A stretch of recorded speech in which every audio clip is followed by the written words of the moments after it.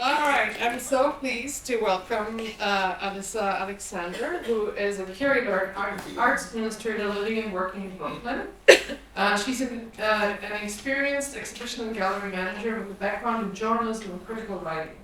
Currently, she's building a curatorial practice and pursuing more in-depth cultural and art historical research while managing the studio of the multidisciplinary artist Derrick Adams, who also has been a visiting guest within the program a couple of times.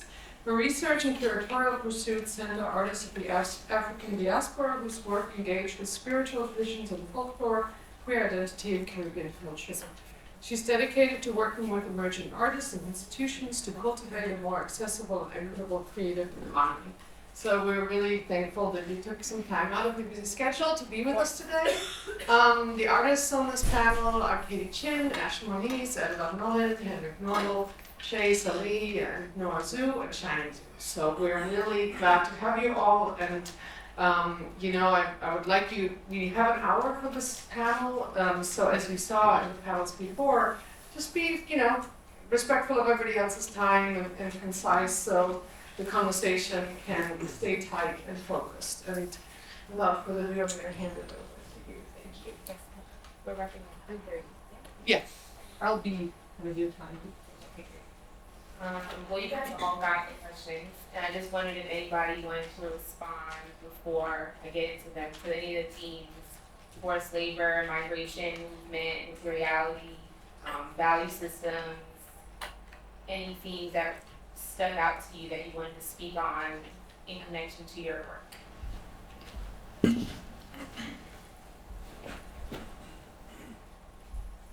Don't be shy. Oh, where's the other mic? Yeah, it's right in front of you, whoever has it. Okay. Sorry, so your question, I'm not understanding. I had like is it turned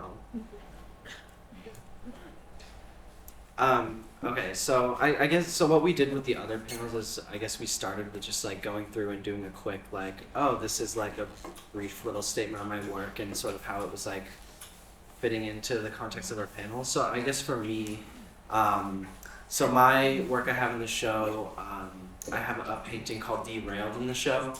And the first question you sent out to me was kind of asking about this contradiction it was seen as a contradiction in my writing between, I was sort of writing around rails in like an area that you were seeing maybe as more rural, and then sort of balancing that against the backdrop of New York City and subways. And I guess to just like talk a little bit about the project. So for me, it was sort of born out of train travel. Like I recently, like past couple of years in my life, it's just trains going everywhere, subway, train back home. And I guess for me, we also have talked today a lot about cycles of history. And for me, like the rail sort of became this like symbol to sort of open this dialogue between these different cycles of history that I'm sort of drawing connections between. Number one being the derailments that are happening all over the country.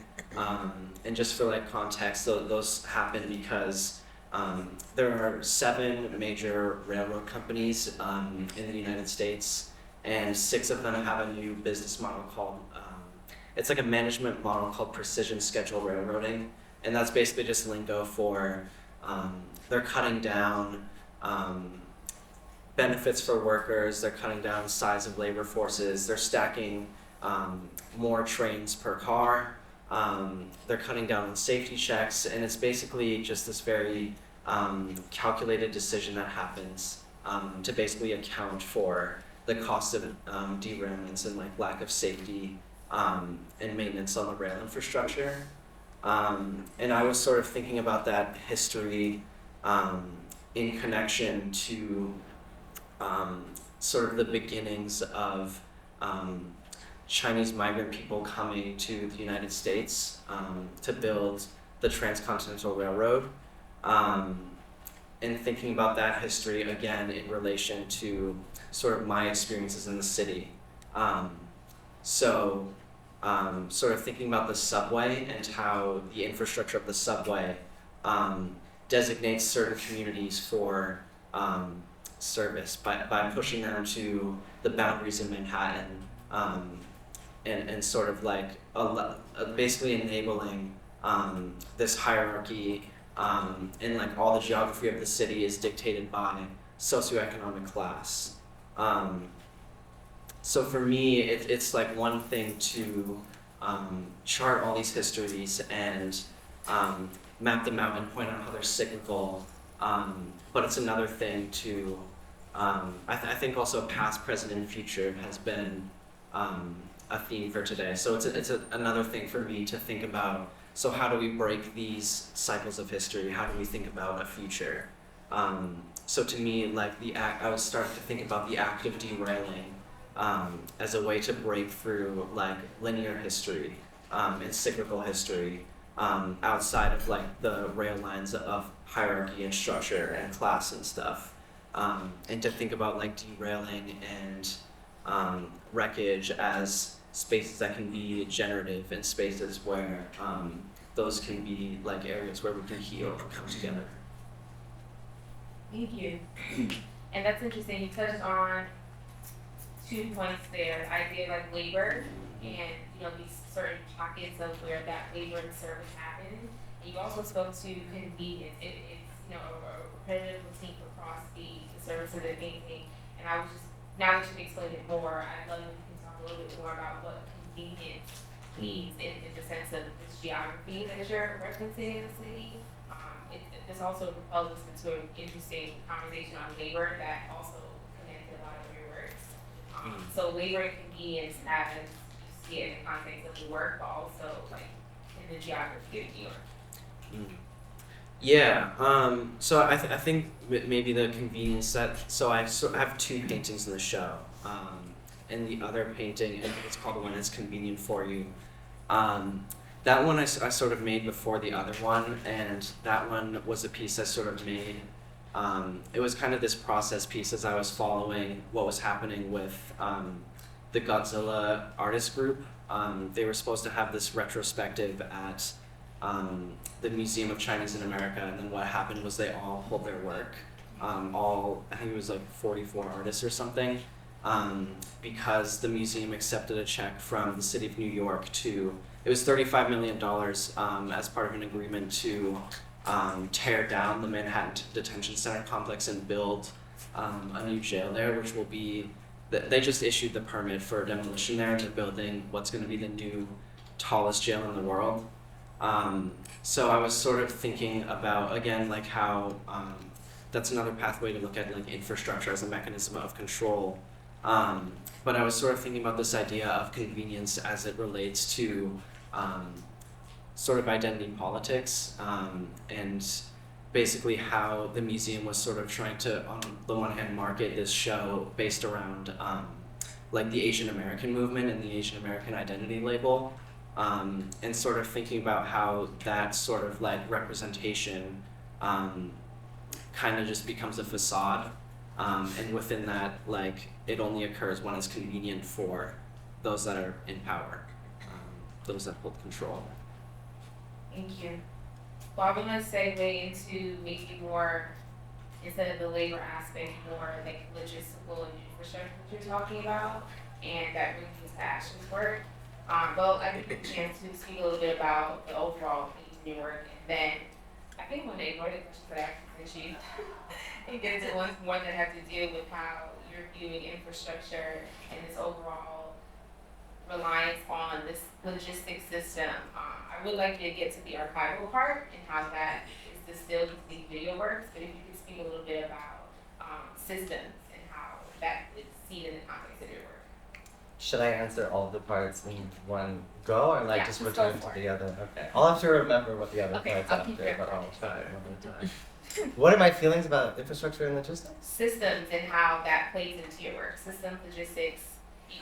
I think that because I'm so obsessed about infrastructure and systems and logistics, the idea of what I think about it is hard to like even like I'm so in it that I'm like, wait, what? How do I? Okay, so then maybe the second question about how you distill all that information into these very specific video and multimedia works. Okay.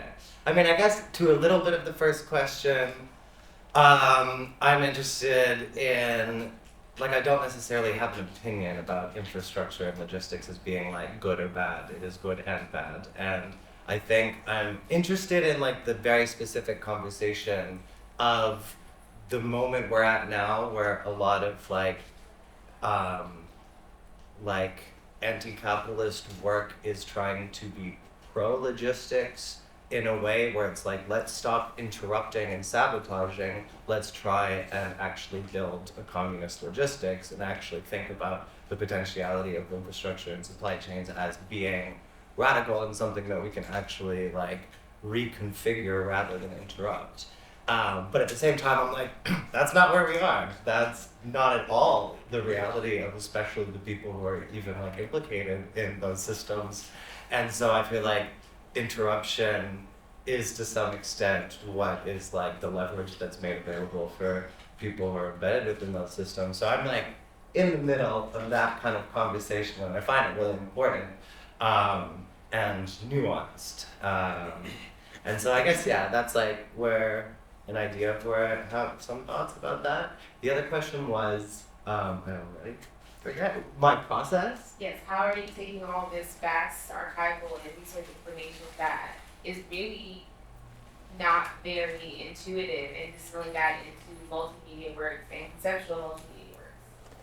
Yeah, a large part of my process is suffering and being very overwhelmed.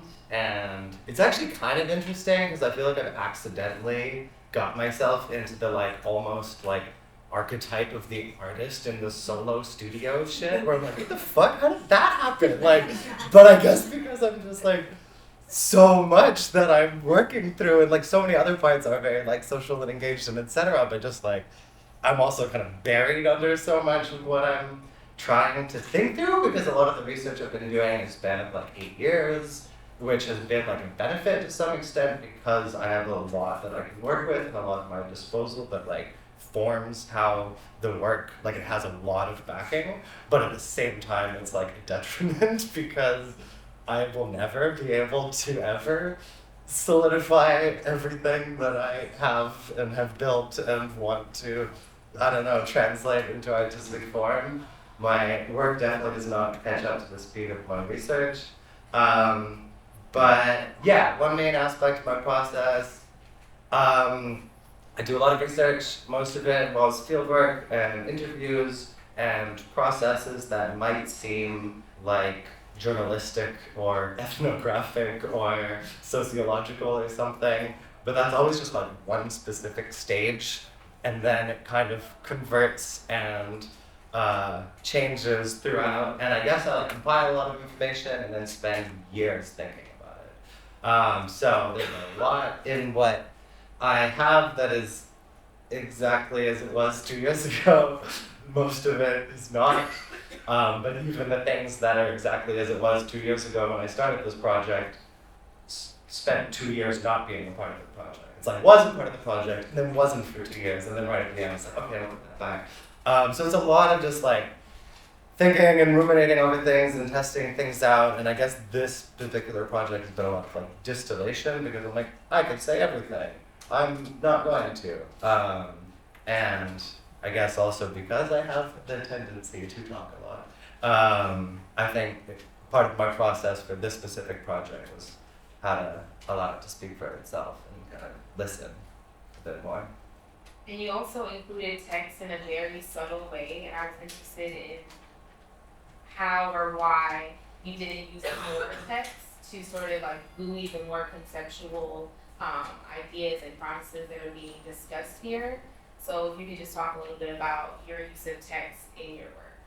Yeah, I guess that comes largely from my last point, in that I feel like sometimes I just need to shut the fuck up. And especially with that, I feel like the more, I don't know, I think somehow saying less gave access for people to listen to more. Because I feel like there's so much that the work says without saying things, that I realize that the more text is there, the more there's like a brain that receives information, and now there's less so, and none of the text really serves as informative. There's really nothing that functions as informative, but information's there. So for me, that was largely just like a way to push myself to do what is, for me, that's a goal, like, and that's been something to overcome, because also most of what I do is writing. Everyone, like, sees me, I'm an artist, I'm just sitting at the computer for like 2 years. Like, so I think that on one hand is like been a really important thing, and more specifically about that, the handwritten aspect of it is super important, especially in relation to labor, and in relation to the fact that most of the work as it is now is specifically about cancellation and deletion. And so I wanted to like not necessarily talk about deletion, but allow the form to speak for itself, so that the deletion is kind of insinuated in the materiality of the language. And then I guess also the things that are written, that was like a really difficult process for me to just choose 5 little tiny points out of the like literally hundreds of thousands of words that I've written about this project. And the more I write, the less helpful it is. And so that I think was a really important point, because even one of the first little things with the fine writing was like an actor was fired mid-scene, but was not legally allowed to leave the set. The whole movie goes by with one actor out of character. And like I thought of that sentence like a year and a half ago, and originally that was going to be like the premise of like shooting a film that's based on this actor and whatever. And then I was like, no, there's something about this sentence that is somehow more powerful than anything I could do with it. But I still never knew what to do with it until the very end. I'm like, I guess it's just the sentence. And yeah, it works with that. I want to go back a little bit to the point that you made about your process being a lot of suffering. Obviously, everyone's practice is grounded in some sort of labor around what they're doing, but Shiny, I think that the labor associated with your work is like therapeutic and also integral to understanding your process. So you speak to how you view labor in your artistic context. Yeah, it's on, right? Okay. Yes. Everybody's telling me to relax, but it's scary. So I prepared something, so I'm gonna reference to that. So I make knots, one at a time. So what is in the Thesis show is an accumulation of a year and a half of, knotting and meditating. When people first see my work, they mostly only see the physical labor. But however, physical labor only makes up a small portion of my labor. I think, I write, I meditate, I fight, I connect. I never make art with the image of the final form, like it's whatever comes out of the process, it's the thing. So the practice itself lives in the process. What you see are the traces, records, and extensions of my body. Okay, so labor. Making art involves various forms of labor, many of which are not recognized. My labor is more than knotting, wrapping twine, pressing clay, and arranging wooden boards on the floor. Before my hands even touch the twine or the clay, there has already been so much labor done. I would have a little list of the labor. The labor to seek out care and make space for myself. The labor to sit with chronic stabbing pain in my right eye. The labor to navigate people's jealousy, insecurity, and large ego when it overflows. The labor to repress anger when sitting at critique and hearing someone say, oh, I know Shining's work is about anxiety, a cathartic exercise, or a coping mechanism. The labor to justify why my work deserves space and sunlight. The space between my sculptures is part of the work that cannot be compressed. The labor to resist making big work to impress. The labor to remind myself to breathe, drink water, rest with abundant warmth, and move with care and gentleness. So much labor, that is why I'm always tired.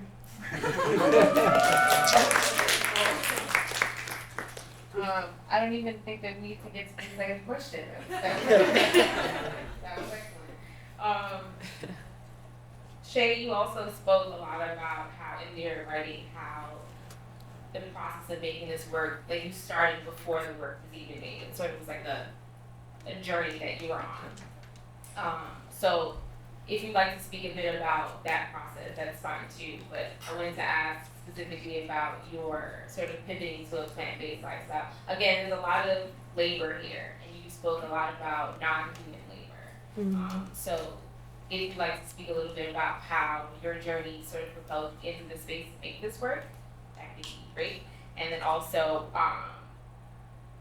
the tension that arises from focusing on non-human labor when there's also human labor that is equally as, I guess, despicable in the context of our food industry.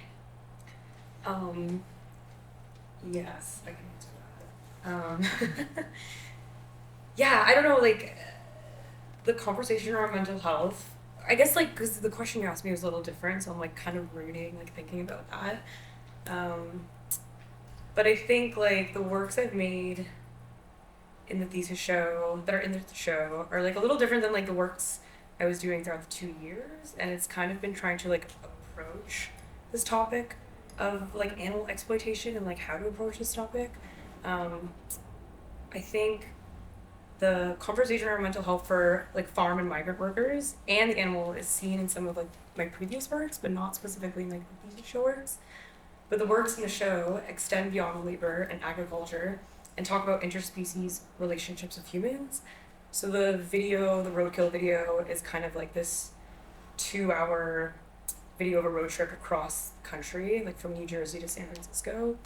And in it, I'm like documenting the bodies that are kind of just discarded on the side of the road.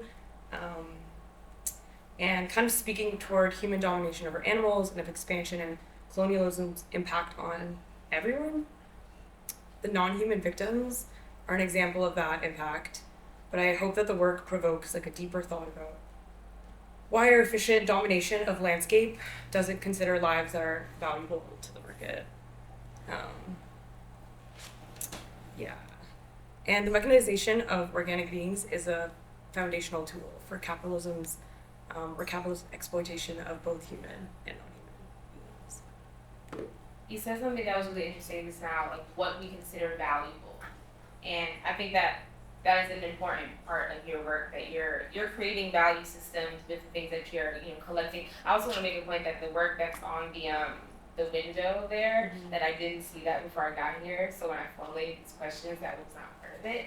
And I thought that was a really interesting work that spoke to more so our interaction with this like living world that's beyond like our human scope. But to go back a little bit about what we consider valuable, I think that's a really good way to segue into Henrik's work about like these things that you're pouring over, you're collecting in the streets of New York, which I don't think most people pay a lot of attention to. And I think you were also able to create like really like strikingly beautiful things from trash. So the question I asked you was, I've never seen, or maybe I've never, but I haven't seen assemblage take on like that sort of look, this almost machine-like quality. And I'm just interested in the concept of machines that you were speaking about, and whether when you're working, if you see like yourself as a machine, and how the work sort of, how the process of thinking about machines has informed the aesthetic of the work. Yeah, right. Yes, I am a machine. No, that was a stupid joke, me and Ash.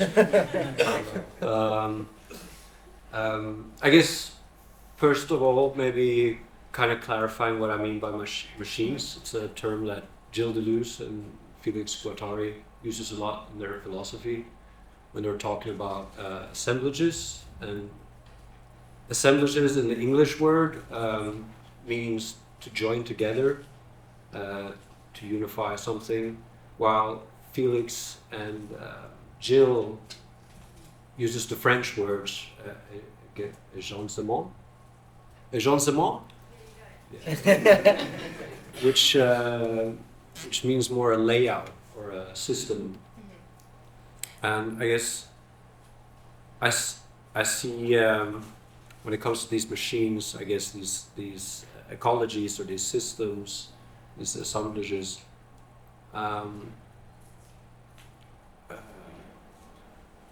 do I explain that?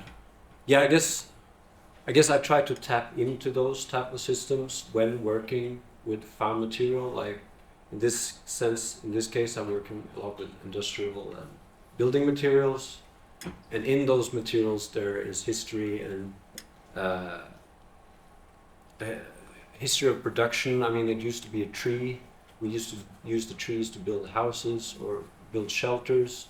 We found that it was heavy carrying, it was laborious chopping down trees. We started making other materials, lighter materials, and then there's this evolution of materials, and we end up with drywall, plaster, and all these very cheap, sufficient materials. And I guess when I'm picking these up and working with them, I try to tap into this kind of nature of evolving with the material, I guess. And when you work with something that is like mass produced, there is already kind of initially in the material something mechanic that you kind of have to perform when playing with the material. It kind of, a nail asks to be knocked many times. You're not supposed to use one nail, use many nails. And I guess, yeah. So yeah, it's you become I guess you become like this kind of machine working with something, and it's this repetitive motion, doing something over and over to improve. And this kind of connects with my inspiration from nature, how you see nature kind of redesigning itself over and over, repetitive. And I find it fascinating when we're talking about glitches and derailing, and I like how that I like to kind of have that implemented, and that's kind of like me kind of maybe not. A machine is supposed to do something. It's supposed to do it right. It has a mission. But then, I guess in the more when we how do I explain that? That's our notion of machines, I guess. We think machines are perfect. A little bit what Fial was talking about as well. But there will always be chances of failure, and that's what kind of brings new opportunities. I don't know if I'm derailing now myself. No. And it also brings up a really good point. It's like evolution of material. And Evelina, I'd love if you could speak a little bit about how your work speaks to that notion. I think, of course, this is something we have to talk about related to my work. But I also feel like it's, I make very active choices, but I also feel like me using the materials I use, I really don't have a choice a lot of times to discuss my concepts. They sort of exist within the environment that I'm like depicting, this landscape and the sort of industry that goes on in this landscape. And so I just source the material straight from there, more or less, which is a lot of fun. And can you speak to the aesthetic choices you made here when relying on materials that in other contexts serve a purpose of utility or convenience? Yeah, absolutely. I think it's funny how very accurate this like saying you can't see the forest because of all the trees. Because I've been very involved in like forestry, both like just to see it, but also to be actually involved in it. And my artwork has always been about this region, about this like actual land, but I never allowed myself to work with wood, for example, because I feel like there's so much. There's like a set sort of way that you would want to see wood, and I didn't like. I just didn't want to do it, and then I sort of started thinking about what kind of forest is it, and then that sort of opened up everything. And it's not only the wood that is the commodity that comes from it; it's also particle board and also industries like furniture and stuff like that. And then from there to think about how to use like maybe I have fence tape, for example, in one of my sculptures, which is like the thing that I'm like most excited about for these 2 years here. Like that is like the most exciting thing that I've started to like experiment with. I'm super excited about that material. It does something that I find very fascinating, is that it's like it is tape or rope. You can use it to tie something with or to hang something up. But it's extremely specific. This certain rope is for keeping cattle or horses. And so I was like, I thought it was interesting to use it in a vertical sense instead. But also what that fence tape does is like it creates architecture in the landscape, and it sort of reveals the human movement and imprint in that landscape. But what it also does is that the fence handle that is also in one of my sculptures, the very orange ones, that's like the fence handle sort of reveals the human body in the landscape, because it like sort of actually relates to the human body and human hand in the middle of a field. But it also reveals the dynamic between the body that is inside of this architecture, the fence tape.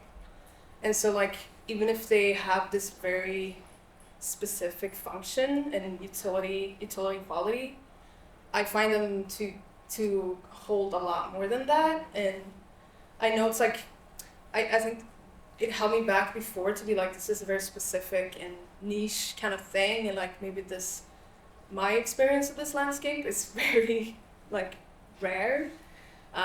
So yeah, I'm starting to like find ways to invite in, and I also think they hold a lot of interesting, like to hang something up that looks heavy but it's sheer is interesting to me. And this fence handle, the viewer doesn't need to know it's a fence handle, right? They think it does something else. Yes, it looks very sculptural. Like I have to go back and read your sort of GM list, and I'm still like, which part is the fence handle? Yeah. Because I also haven't really thought about what a fence handle could Exactly. mean, you know? Yeah. I think that was a really interesting part of your work too, was that the materials were so, in a lot of ways, foreign to me. But then there was also like IKEA furniture that I absolutely loved. But in terms of material, and also you spoke to a little bit about intuition, like when you came to those materials, I think that's a really good segue into Katie's work. Can you speak about the role of materials in your practice? I love that you listed labor as a medium in the work. And I'll just ask the second question too. In terms of that intuition, you spoke a lot beautifully about the push and the pull of what it means to sculpt, but the work itself seems so, mathematical almost, and like less intuitive than I expected to sort of encounter. So if you could speak a bit about the intuition of the work as well as materiality. I guess I'll start with the labor material question. So I guess in our earlier panels there was some conversation around rest and how like that's the radical movement.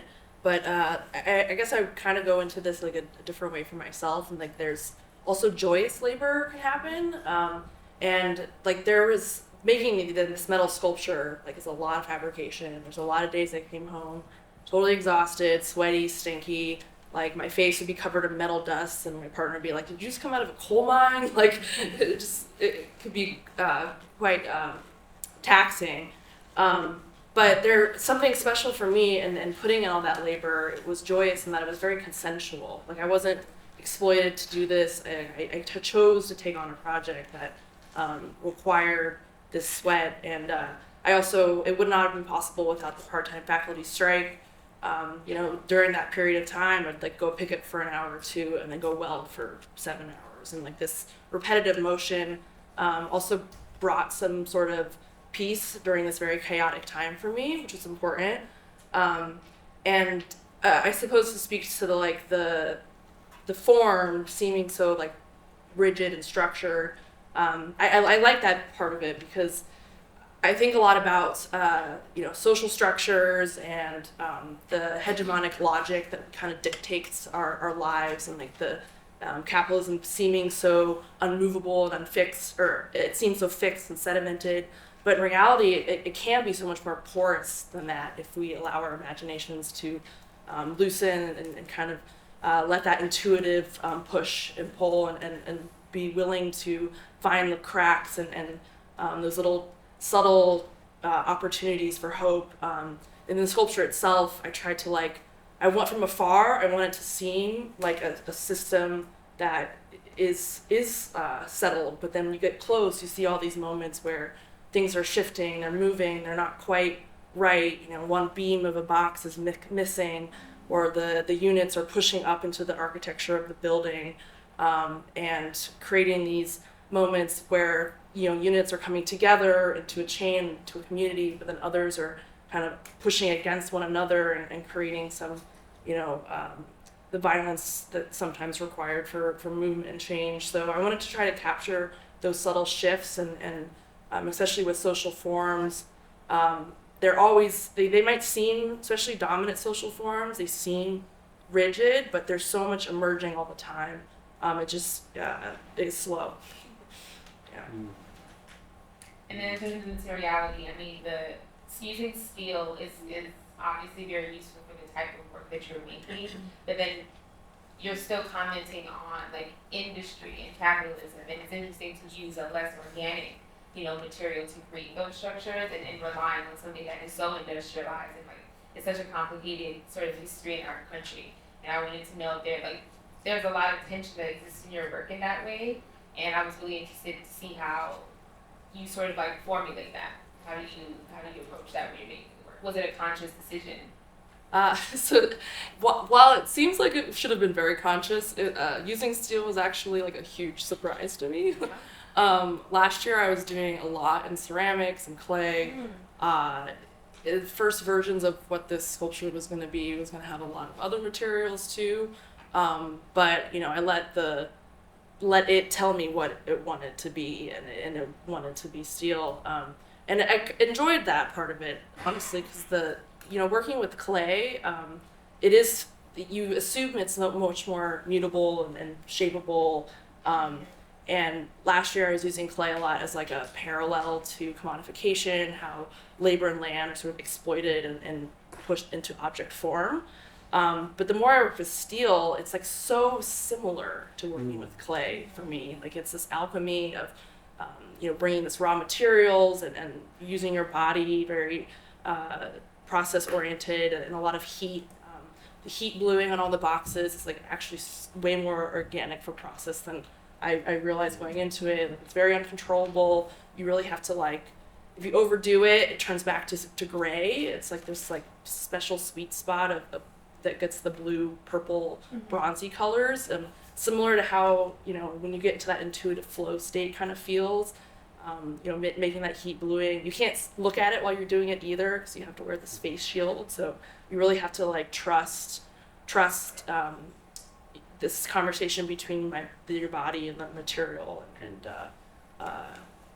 So and it also speaks to what I was saying earlier about these structures feeling so unshakable. Steel has that feeling too, where it seems so cold, but it can be warm and can be a friend if you want to be. It's actually a really beautiful way to think about something that I think we probably take for granted, the things that make up our environments and how they're not immovable. They do have, you were speaking to, sort of an existence that is beyond our utility in them. And I guess I just wanted to ask all of you, when you go down the road, sort of how the ways either working with the material or working in one of these processes, whether it be the collection of, incredible amounts of data, or you're not kind of, how that's maybe transformed you specifically as an artist, and moving forward from this program. So let's go next. You got the mic. I was talking for a while. So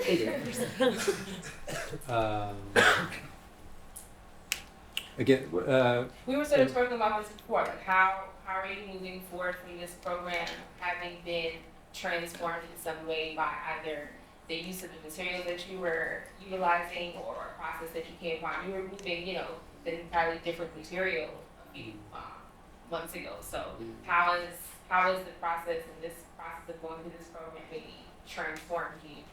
right, yeah. I guess Yeah, I've always been working with various materials and processes and techniques. I guess it's not until coming here, doing an art. I had a background in graphic design, and it was a kind of a cold approach to how materials act. And then, while coming here, you kind of get this more lively approach. And it's also made me realize, and this is kind of maybe the drawback mostly, is that we're encountering all these different materials. You also encounter the people who are in proximity to those materials. Like I was working with air conditioners, and I naturally had to talk to scrappers, metal workers, the people who I've never had an air conditioner before, but I seeked out people who was using air conditioners. So what I'm trying to get at is like I've realized how you're not like Ash said, like we're not stuck in our studios all by ourselves, because through our kind of interaction with the material, we're also kind of interacting with other people, and I think I want to continue with that and like use that, not be by myself, because we're kind of, yeah, I don't know. It sounded more beautiful in my head. No, that's a great point. Well, yeah, continue connecting. Sure. Yeah, so those of you that know me, I have like a very hot and cold relationship with painting. I don't really consider myself like a painter only, but for the show I have paintings. And usually when I finish one, I'm like, oh, I have to retire from painting, and then I don't do another one for like a year. But so I also like, I do a lot of teaching art. And sometimes, a lot of times, like when I am teaching painting, introducing it as like a new medium, it's a hard one for like students to enter into, and it's big and slow and heavy, and you have to plan things, and everything takes forever. It's expensive, but one of my go-tos is I say, like, when people come to me and they're like, oh no, like I don't know what I'm gonna do for this project, how do I start? One of my go-tos is like, people have been mixing around and smearing colored mud for like thousands of years. So, and everything that you could ever possibly paint has already been painted before. So just paint something. And for me, that's kind of like where it clicks, and that's like where like the creativity opens up for me. Yeah, I think post-school, I don't know how much painting I'll be doing, because there's the whole studio moving. So that I think I'll have to do some thinking through. But yeah, another thing I love about painting too is I think like the show has been refreshing for me, because I think a lot of people that aren't just like thinking about art all the time and don't have like the literacy, the same literacy skills that we have in terms of like engaging with other mediums like performance or whatever it is. There's something about painting that just like attracts people from all over to like come and look at your art and engage with it and actually talk about it, which is another thing I love about painting.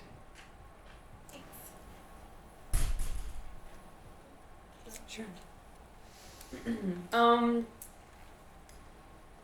Yeah, I really enjoy metalworking, which is great because it like commonly exists in factories and on farms. So it's like already like existing in these spaces. So when I started to like focus in on like animal labor, it felt natural to include metal as a material when doing this, but then also like counterbalancing it with something delicate, or like incorporating something soft with the work.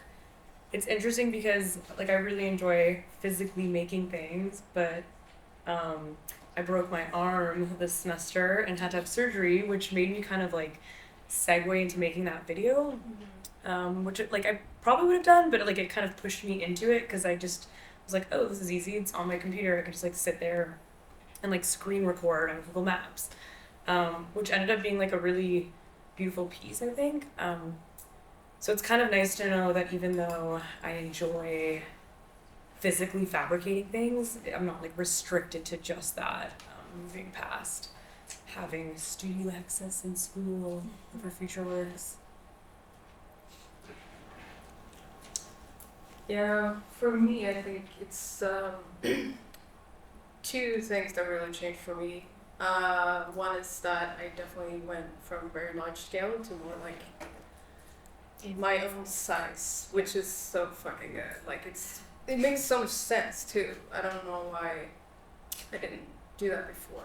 I feel like that's definitely like something that I want to be able to carry my thesis. That's like the I like to move them myself. Like practically do. Yeah, it is, but it also makes sense in terms of like the concept, like what is the human scale, and even if it's like out in a landscape, you can tell when something is human scale. Or also verticality is very like human act, which is another thing. But yeah, so that's something that also opens up for me to make more things and just like see what happens, because I think something that like I have a tendency to end up in design schools for a fine arts program, and I think that does something to the whole like being. I used to work in a wood shop close to like a furniture making program, and like everything is so perfect and it comes out a certain way, and I really respect like good craftsmanship, both like ceramicists and like woodworkers and whatever it may be. And I think I started to respect the material to a point where I just like almost like didn't do it. And now I feel like I'm not a ceramicist and I'm not a woodworker, and I don't want to be, because then I wouldn't sit here. There's something else there, and so I sort of just allow myself to work a little faster, because I also see that I don't have the resources right now to put like all my work into one piece for like 6 months. That's not. So I'm just gonna keep working, but I think I have no materials there. I opened up to a few more, but like I think I have enough here for a few years, so I feel good about it.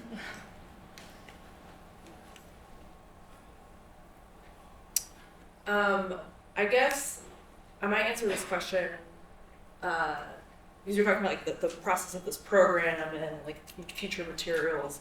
One thing that I really am so grateful for the past 2 years was like the social element and all of the conversations, and I think that that's something like it could have been on my materials list in addition to labor. And I tried to like I had a small thank you section in the checklist, and there's a longer, more extensive one on the website because I ran out of characters.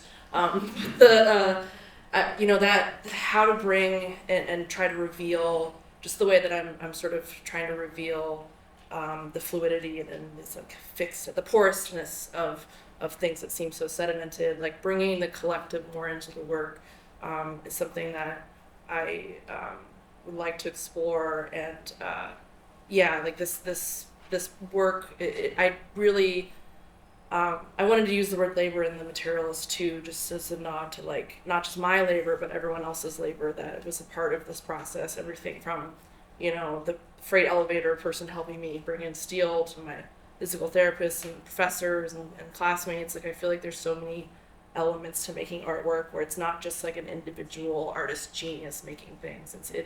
There's so many more inputs than that, and the art world likes to obfuscate that and kind of hide it, and I'd like to reveal that more and show just how social art and making and fabricating can be.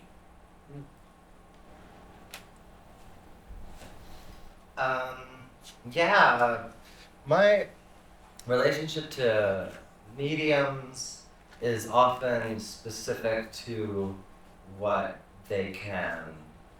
how they can hold certain types of violences or certain types of like conversations.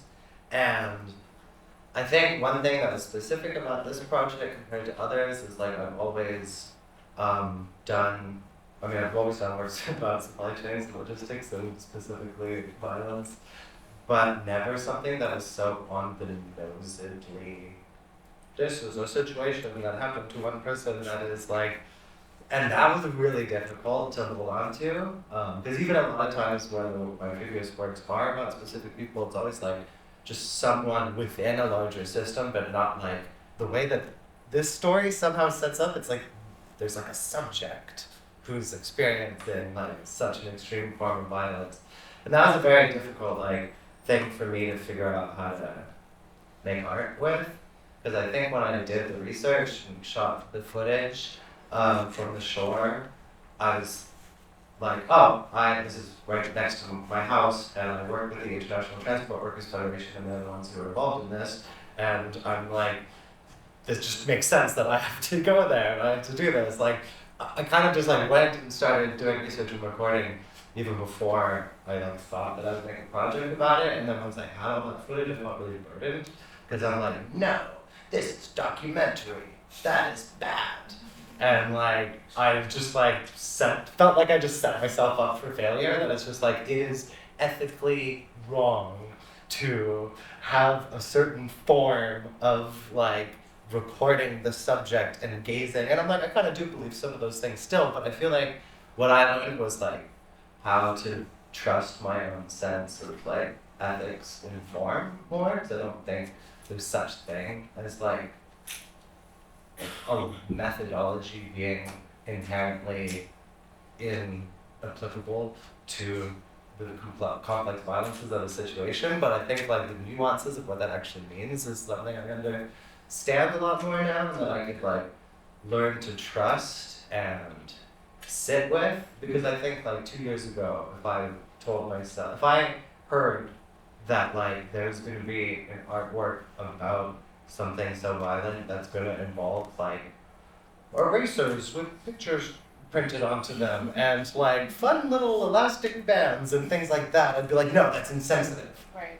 And like the mere fact that I allowed myself to prove myself wrong, or at least to do that, I feel like I don't even know how to necessarily like claim that, but I did it. And so I'm like, okay, for me at least that's like a very important relationship to kind of medium and material, that I needed to let go of a lot of things, and I feel like that's something that I've gained for myself moving forward that I can keep with me.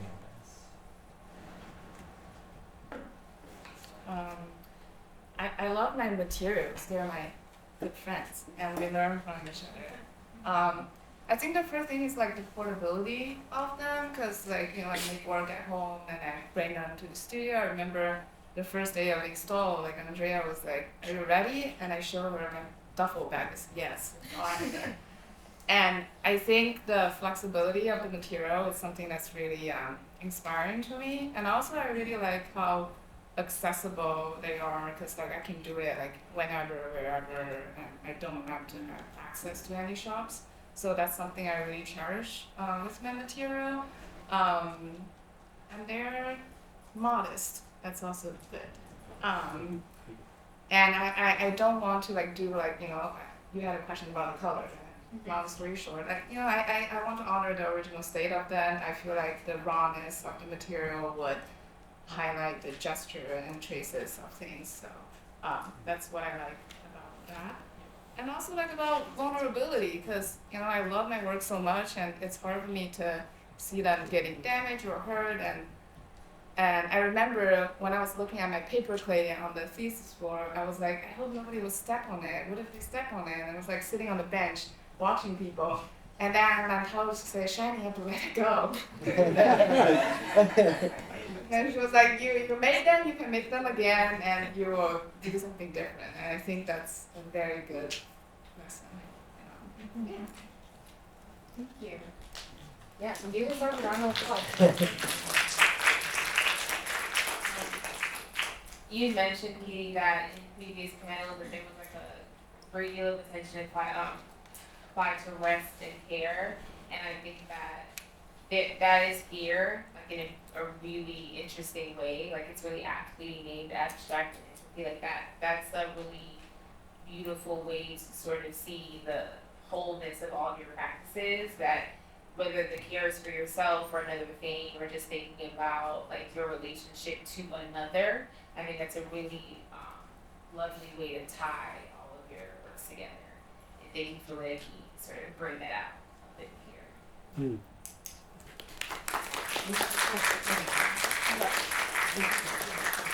Oh, wait, moving. Oh, yeah.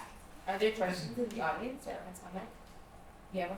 I've held back before, but I'm going to do this one. And it's funny because you basically started with what I was thinking listening to them, because before we had this conversation about rest as a form of resistance or refusal And I was thinking, listening to that, the title that Kagan gave this panel, like abstraction and empathy, that I feel in a way, and I hadn't thought about it this way before, that empathy is the resistance and the refusal in the face of these systems and processes that you're all dealing with. And I wonder if one or a few of you want to speak to that idea, or if that's something that's interesting or resonant around this question of empathy as a form of refusal and resistance in the face of industrialization and capitalism.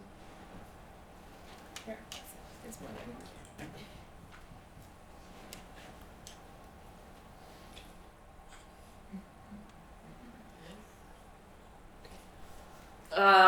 So I guess when I think of the word empathy, like it sort of requires this like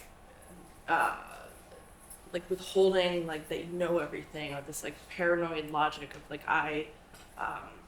you can see the world through someone else's lens, I suppose. And with this project, I'm a workaholic kind of naturally, so like having to try to like unlearn the capitalist Kool-Aid I've been given for so long.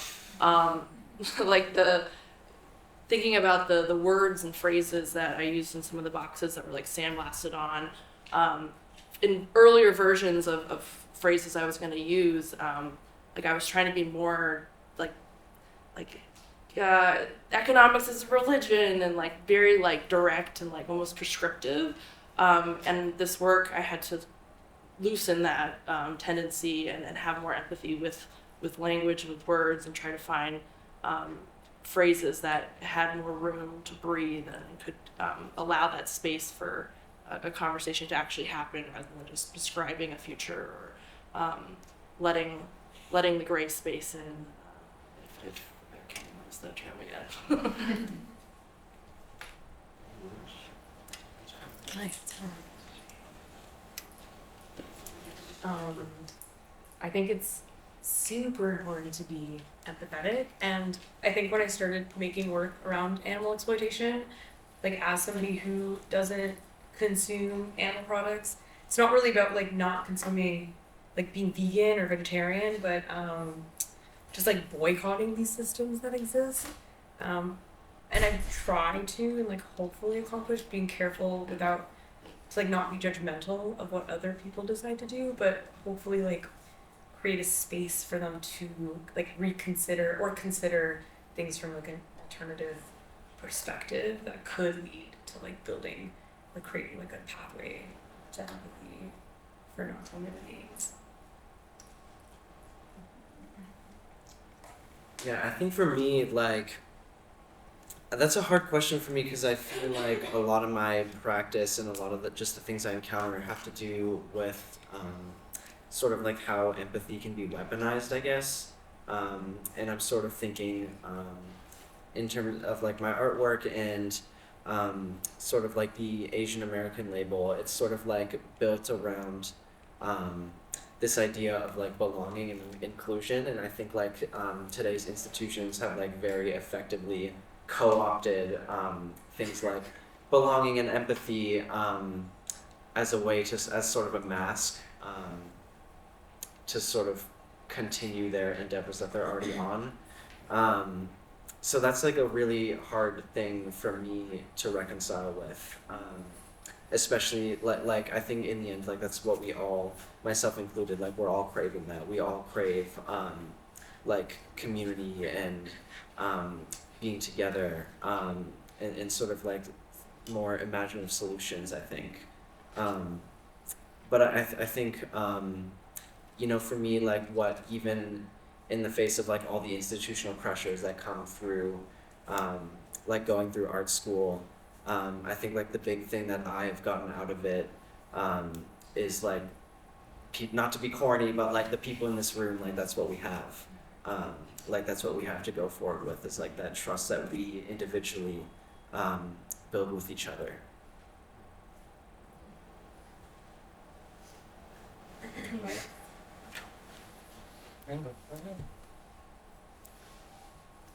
I really like Noah's point, and I think that's also something I kind of vibe with in a lot of ways, and I think if anything, I've been